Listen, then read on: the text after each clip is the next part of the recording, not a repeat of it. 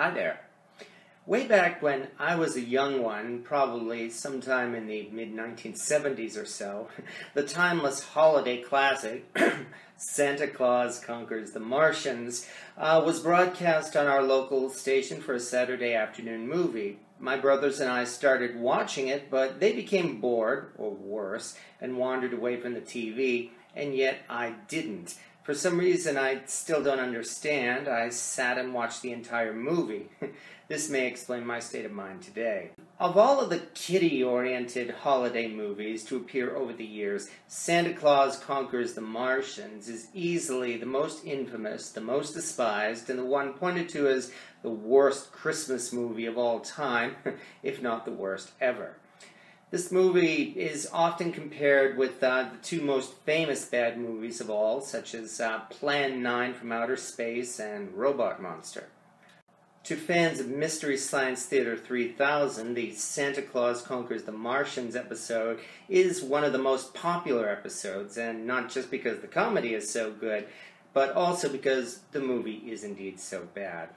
But comparing Santa Claus Conquers the Martians to Robot Monster and Plan 9 is really like comparing apples and oranges for a number of reasons. First of all, both of those other classics of bad film, they were honestly made with good intentions. Their creators honestly believed, or they hoped, that they were weaving exciting, terrifying tales of monsters from outer space to scare their audiences and deliver a good time at the movies.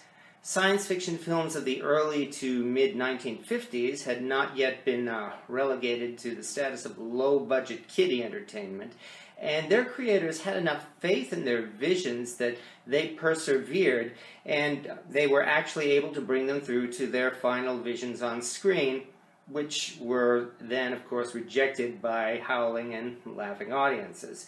But they were still brave enough to try, and this is why Robot Monster and Plan 9 are still enjoyed and respected, after a fashion, by audiences today. Sympathetic movie fans know that these movies are indeed as awful as their legends say they are, but they still respect the directors and the actors behind them, and despite their legendary status in as the so-called worst movies ever made, I can honestly say I've seen worse. Have you ever seen a double feature of Navy versus the Night Monsters and Women of the Prehistoric Planet?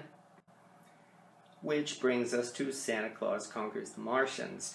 I'll say that I know very little of the decisions made behind the scenes that resulted in this piece of excrement, but it sure seems safe to say that there was no real great creative vision involved in the concept. Some marketing guru had the bright idea of making a Christmas-themed science fiction movie to show all the little kiddies and make some money, of course.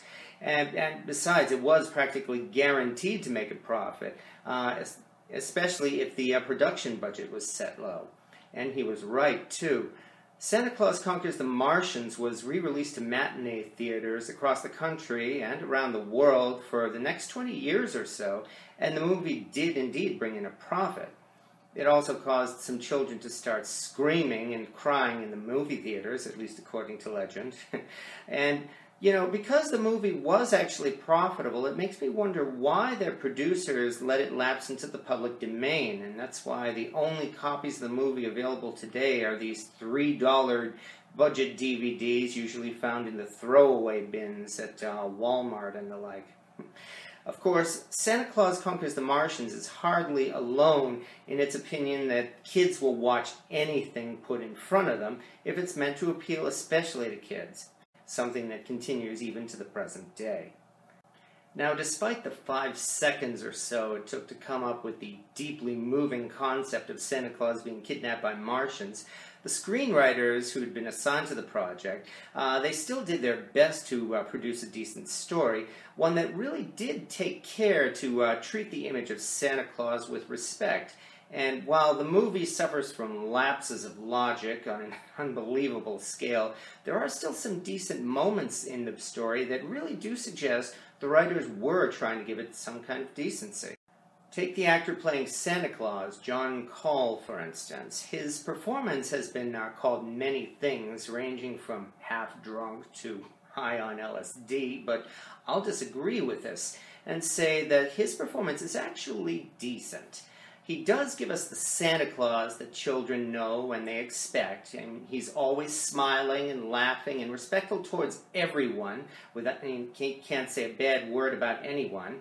And in a way, he's even similar to Bugs Bunny when you consider that he's never really in any kind of danger, and he knows it, which kind of makes it easy for us to forgive Voldar, the evil Martian.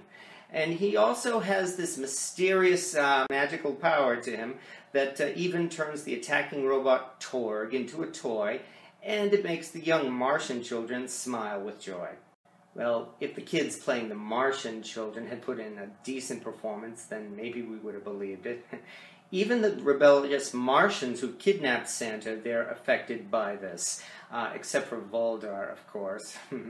And he even makes us believe, sort of, that Santa Claus really can meet Martians. I mean, after all, we do still respect John Carter and Barsoom, and so why not let Santa Claus meet the Martians? I mean, after all, even J.R.R. Tolkien, he gave us fairy tales of Santa Claus and his friend the polar bear battling evil goblins at the North Pole. Bringing Santa Claus to Mars is hardly the worst thing to happen to our jolly old elf over the years. Just the same, people have also laughed at the earnest performance of Kimar, the King Martian, played by Leonard Hicks. He's the guy who takes his role so seriously, you'd think he was acting in a Shakespeare drama, except, of course, he has to wear that helmet.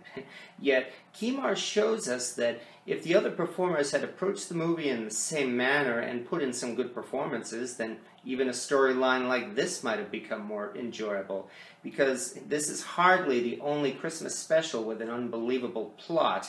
I mean, you could say the same thing about Rankin Bass's The Year Without a Santa Claus. I mean, it doesn't exactly have a believable storyline, but it's still fondly remembered because its creators didn't talk down to the audience. Well, and the special effects were better. And still, I will admit, it is hard to suspend disbelief in the face of these low budgets and an obviously uncaring attitude on the part of the producers. And this is really what brings down the movie more than anything else, except maybe Droppo. And above all, this is really what reveals the movie to be, well, quite frankly, a hack job. I mean, we've got these ultra low budget sets, we've got a performer in a polar bear costume, we've got that silly Martian "Can't you say anything else but ho, ho, ho?" And we've got these ridiculous lines of dialogue, like Santa saying, No, I'm not tired, but my finger is. And top it all off, we've got this fight scene between Kimar and Voldar that really makes me think, God, I could do a better fight scene than that. And then there's Droppo. Droppo, the idiot. Droppo, the humorless comedy relief. Droppo, who is... You are the laziest man on Mars. If there's one character who makes Santa Claus Conquers the Martians live up to its reputation as one of the worst movies of all time, it's Droppo. And that's why I can only agree with the Mystery Science Theater episode. You know you're the Gilligan of your time, Droppo. When we first see Droppo, Kimar is using this Martian wake-up wand, or something, to keep him from falling asleep on the job again, and here we see this funny burst of hysterics that looks like a cross between an epileptic seizure and an LSD overdose. And it goes downhill from there, especially during a scene when he tries to put on weight to become Santa. Banana split! These facial expressions are something to be desired. And then, of course, there's the music that even Mr. Rogers would hate. So, in spite of its reputation of being so bad, does Santa Claus Conquers the Martians really belong in the movie junk pile? Hell yes. While it's not quite as bad as its legend says it is, The bad points of this movie, the special effects, the direction or lack of direction, the stock footage, Dropo. And then, of course, there's that song by Milton DeLugg that'll get it stuck in your head and you can't get it out with a sledgehammer.